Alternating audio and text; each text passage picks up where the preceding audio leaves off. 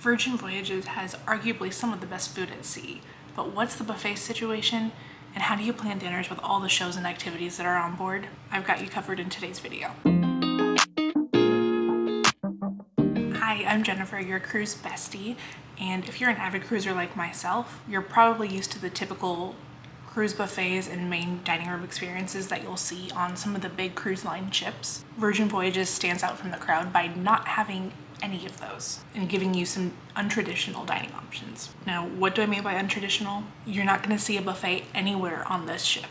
Instead, you're going to see food halls and individual restaurants that are all included in your cruise fare. No more paying in advance to book dinner or deciding at the last minute to go to the hibachi restaurant and spending $30 a person. Several restaurants on board also have a sip and savor component to them where you can upgrade your meal for an additional $30 and get wine or drink pairings to go with your upgraded meal. So with that, let's get into all of the different food options that are on board the Virgin Voyages ships. Starting with Ship Eats. This is Virgin's version of room service. So instead of having to go all the way upstairs to the food hall to grab whatever you want late at night, you're able to open up the app on your phone, scroll through, and order stuff directly to your room. The catch with this service is that it is a $10 fee unless you are a rock star. The alternative is if you do want to order Ship Eats, make sure you order something like an orange juice or a coffee or a adult drink. Anytime you order a drink that you have to pay for, your food delivery is free. This option is available 24/7 on all sailings. And if you want to enjoy breakfast on your balcony in the morning but don't want to come upstairs to get it, you can use the app to schedule the delivery ahead of time, up to 2 a.m., and they will deliver anytime between 5 a.m. and 11 a.m. The app also uses a smart delivery system that will notify you as soon as your food is delivered outside your door, and you can also use it to track where your food is so that you can see when they're making it, when they've left the kitchen, and when they're on their way to you. Everything is delivered in little bags and reusable containers, so everything stays warm and fresh and it's not just sitting out on a plate in the open for people to grab. It's all very fancy and worth the $10 delivery fee if you don't order a drink, but you might as well just order a drink. Moving on to the galley. The galley is what you will be getting on Virgin instead of a buffet experience. So this is open all day, but each one it's similar to a food hall where you're gonna have different stalls, and not all of the stalls are open throughout the day. So you're gonna have a set breakfast, a set for lunch, and a set for dinner. Some of them are open all day, some of them are only open for breakfast and lunch, some are open only for lunch. So it just kind of depends what you're wanting and what you're feeling that day. This is also open 24/7, but not all of the stalls are open late at night. Last time I sailed, we got done at 2 in the morning from a party, and we were all hungry and we went to the galley, and the only thing that was open was the diner, and they were serving breakfast food, which really at 2 a.m. it was pretty good. So there are options, it's just don't expect to go get tacos or ramen at 2 a.m. So food options that are in the galley. You have ramen at Noodle Around, tacos at Let's Talk About It, a diner style breakfast and diner style food at Diner and Dash, a salad bar at the Daily Mix, sushi and other bento style food at Bento Baby, and burgers at the Burger Bar. There's also at each of the entrances a quick grab and go area if you want just a sandwich or something like that. Also across from the Burger Bar, there's a sandwich station where you can create your own sandwiches. They also have great pastries and desserts available there too. Within the galley, you have a couple different options for getting your food. You can do sit down service where you just go sit at a table, and there's a QR code for all the menus at the different stalls, and you'll just put the flag up when you're ready to order, and the server will come by, take your order, take any drink orders, and bring them over to you. Or you also now have the option of going up to the stall and ordering yourself. Some people say this is a little bit quicker. I've tried it both ways and I think they're about the same. So I don't think it really matters. I think it depends how full your sailing is and how busy the stall is, because there's gonna be some stalls that are busier than others. Within the galley, they also have a bar. So if you are wanting to get a drink, you can order a drink there. You can have your server bring you a drink. They also have fountain sodas in this area, so if you were wanting a Diet Coke or anything like that, that is included in your cruise fare, and you can get as much as you want within the galley. Moving outside a little bit, we are going to the Sun Club Bar and Cafe. These are two different locations within the same area, kind of hidden outside of the pool. So you're gonna go up the stairs from the main pool deck and it's right there. You're gonna see a big bar, and then kind of off in the corner around the seating is the cafe. Blink and you're gonna miss this one. The Sun Club bar and cafe both have limited operating hours, so make sure that you're there during the day. They tend to be open like at peak pool times. So I would say around lunchtime into late afternoon, that's when you're gonna see people up there. But they have some great poolside food. I know my friend Tara, when we were on our last one, she was obsessed with like, it was a maple carrot dip that they had, maple carrot hummus, something like that. They've got poke bowls, they've got all kinds of things, bao buns.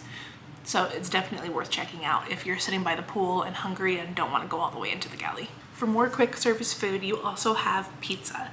It would not be a cruise ship if there wasn't a pizza place on board. There is nothing better than coming in from a party or something, hanging out with your new cruise friends late at night and going and getting pizza before you go to bed.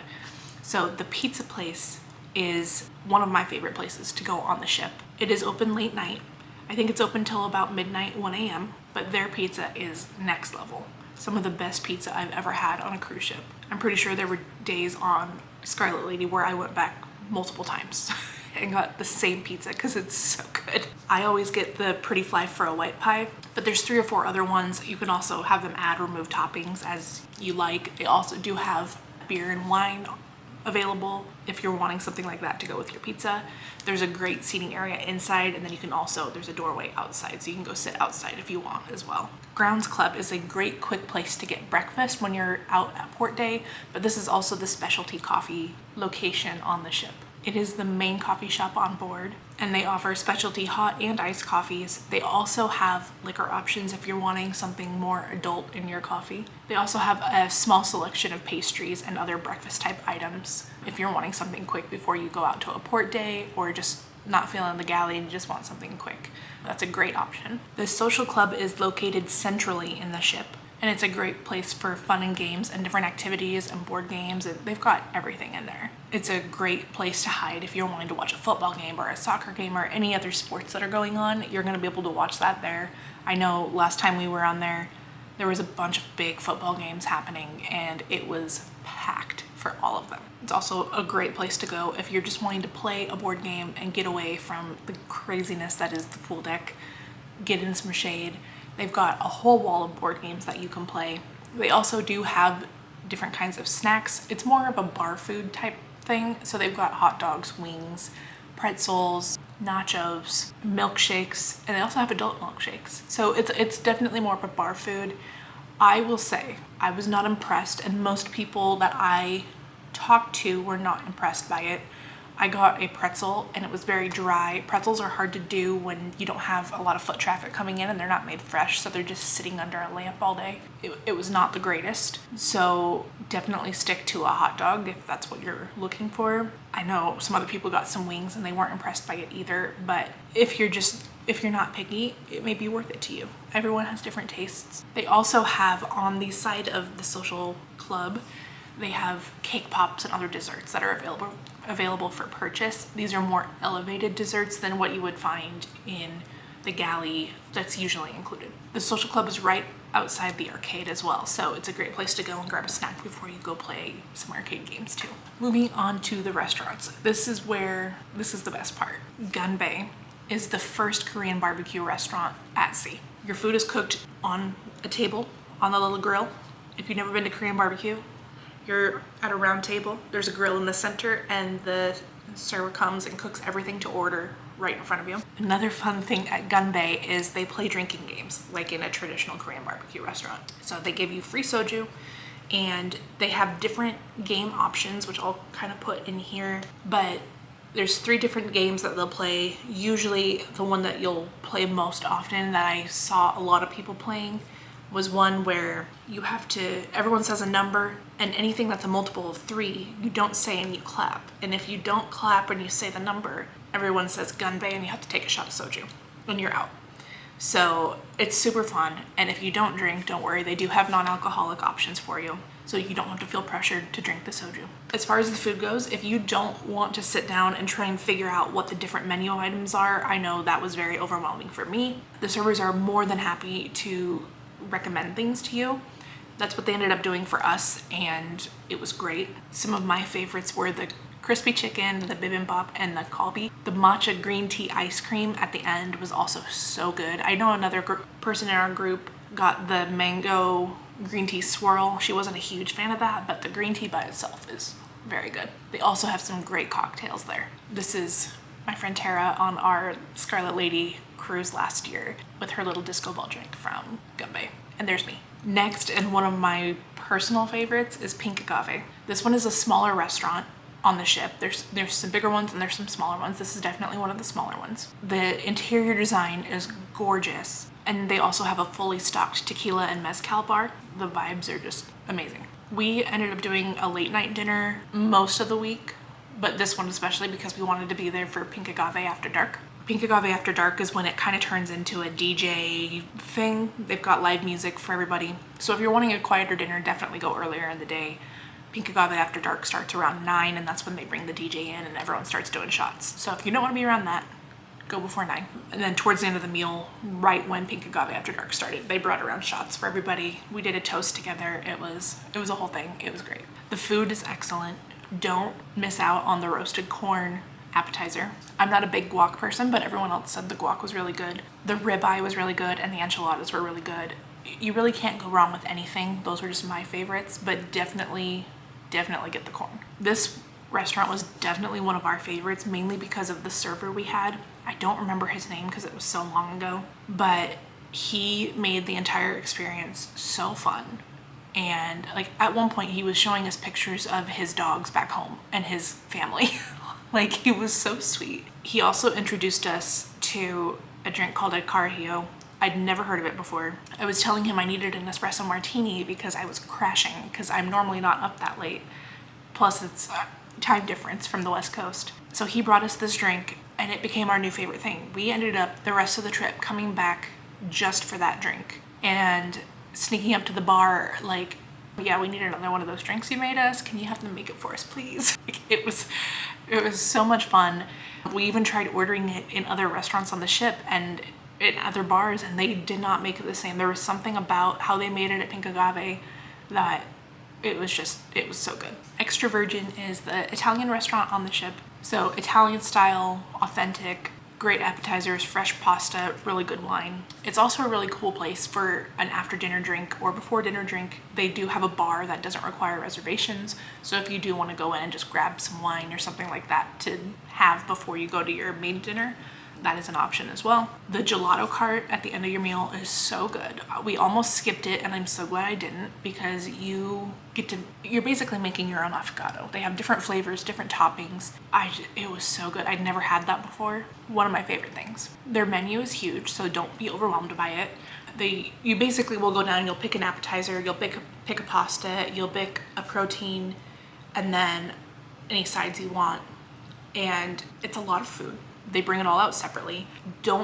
If you want to skip one, you can skip one. We ended up doing everything because there was a big group of us and we just kind of shared and we all wanted to try different things. The meatballs were great. So definitely don't be afraid to like overorder or underorder. Like, they will bring you whatever you want. Next up is The Wake, which is your traditional steakhouse style restaurant. It's really good for people that aren't as adventurous with their food, because a lot of the restaurants on Virgin have some adventurous sides to them, but this is definitely more of your traditional steakhouse restaurant. The Wake is open for brunch and dinner, and it also does a lot of the sip and savor options as well. So if you want to upgrade your steak to a tomahawk, or if you want the lobster tower or any of those things, you're able to do that there, and that just comes off of your sailor loop on your bracelet. My favorite part about this restaurant is the views looking out over the back of the ship at the Wake, which is why it's called The Wake.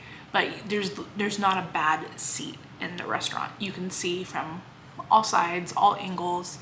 It's gorgeous. At brunch, there is a bottomless mimosa, Bloody Mary kind of situation going on. So if that is something you're interested in, definitely book brunch. This is also available at Razzle Dazzle, which we're going to talk about next. So Razzle Dazzle was originally Virgin's vegan forward restaurant. And as the years have gone on, they've kind of backed away from that and added some more other things. There's definitely still a lot of vegan options left, but I think they just weren't selling enough of those options. So it's definitely become a little bit more limited, but now there's a much better range now, in my opinion. This is very casual. I feel like it's a diner style restaurant, and it has a ton of fun drinks to try. Like this one, this is a popcorn old fashioned. It's literally an old fashioned at the bottom, and then the popcorn cup has actual popcorn in it that you can eat. It was wild. This was a great place for dinner before Scarlet Night because you're in and out super quick. They're very efficient, and it allowed us to actually go and see all of the Scarlet Night activities. The pre-show and the pool party and all that, like we were able to make all of that because of how fast dinner was there. Some of the other restaurants, I think the Wake and Extra Virgin, definitely plan extra time around those because those took us about 2 hours the days that we went. But Razzle Dazzle, the theme of the restaurant fits really well with Scarlet Night too, because we, as you can see, went all out for Scarlet Night. And it was just so fun because the whole restaurant's red, and it made it that much better. Razzle Dazzle is also open for brunch and dinner. Brunch throughout the week. I highly recommend booking Razzle Dazzle brunch the day that you debark.